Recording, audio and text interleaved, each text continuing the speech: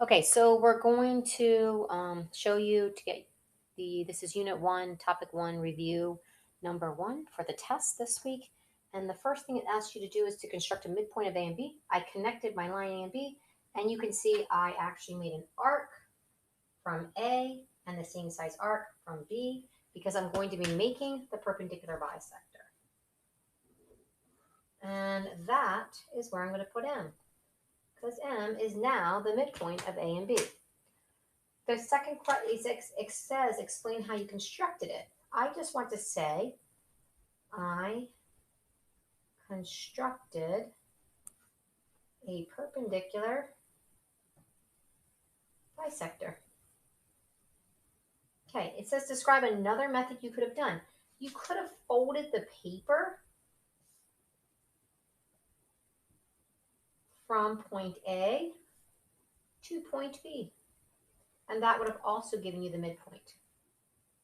The next one asks you to find another point P equidistant from A and B. I can really put P anywhere I want on my perpendicular bisector because I know that if I put P here, it's going to be the same distance to A as it is to B. And I could put it anywhere, here, here, here, anywhere along this point. It says explain how you found P.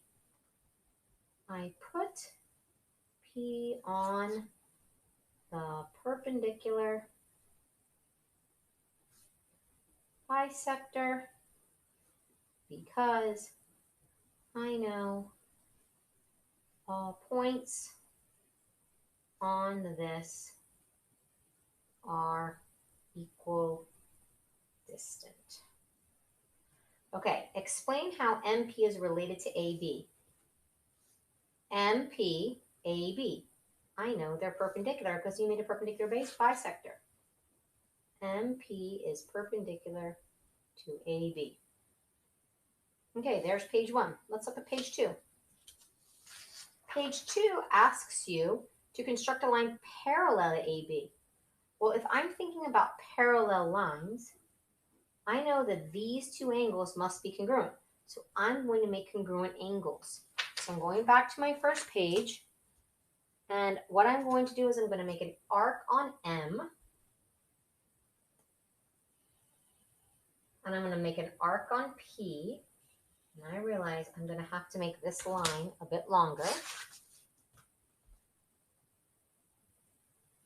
so that it hits the arc up here. And then I really want to make sure this angle, which has a vertex at M, is the exact same size, so there as the one at P.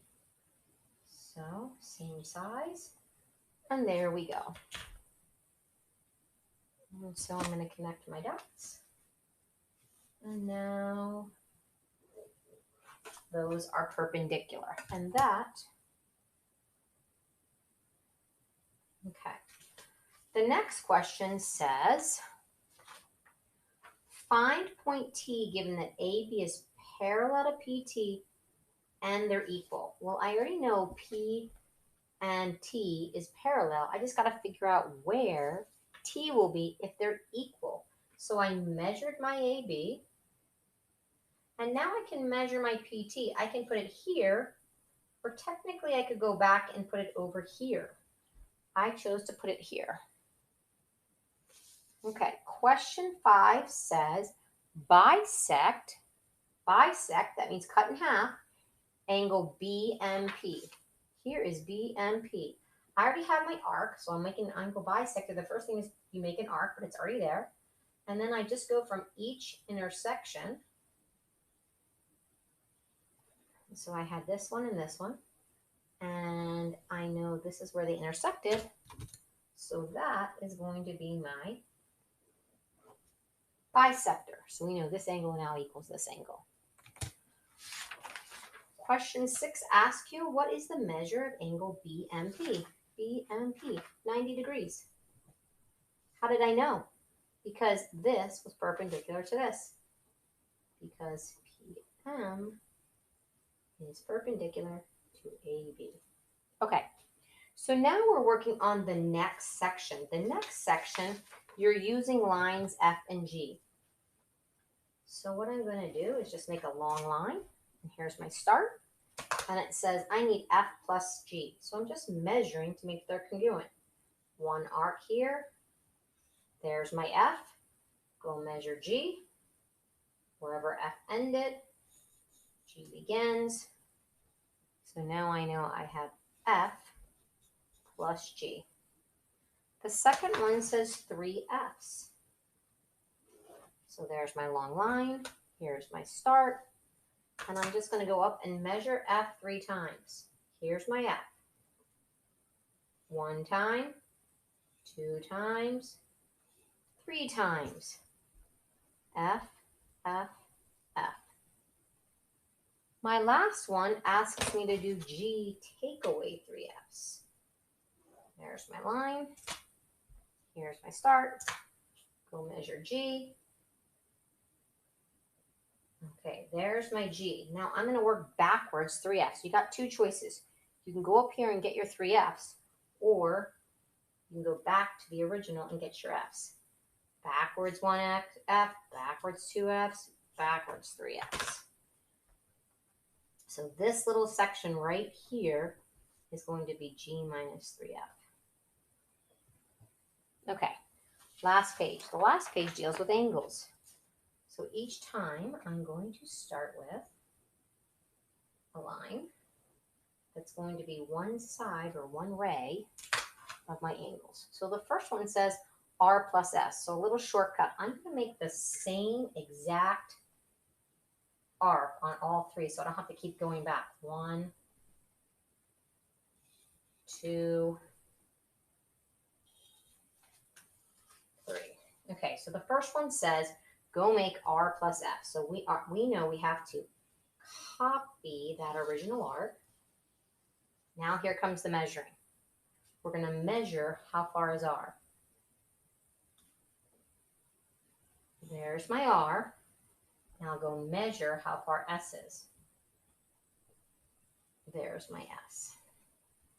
So now, if you want, you could put the line here if you wanted. You don't need to. You could just say R plus S. If you want, you can put this line in, but you don't need to. Okay.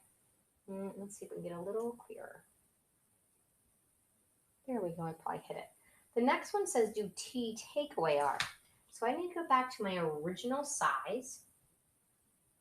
There it is. Make my arc. Go measure T. Here's how big T is. Come down here and measure it. So T is pretty big. Now, you can put this angle in, this line, but you don't need to. There's T. Now I'm going to take away R. Go up and measure my R. And I'm going to go backwards and take it away. And there's my straight edge. Oops, that's not a good line. There's my straight edge, and that is that. Cross that one up.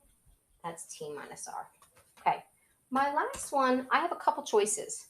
I can either think of it as 3 halves R, so 3 halves, or I can think of it as 1.5 R's. So again, starting like all the others, make sure your first arc is the same size, because we're copying. Now, again, I have 2 choices. I need half of this. So up here, I'm going to go and make my angle bisector. Okay. And so therefore, I now know that's half. Now, I can do 3 of these little ones, or I could do 1.5, which is what I'm choosing to do. So I'm doing 1. Here's my 1. Coming back up, and I'm going to measure a half. Here's my half. And that is my 1.5. So this is 1.5 R, also known as 3 halves. 3 halves R. Okay. There's also on the link just this as an answer key.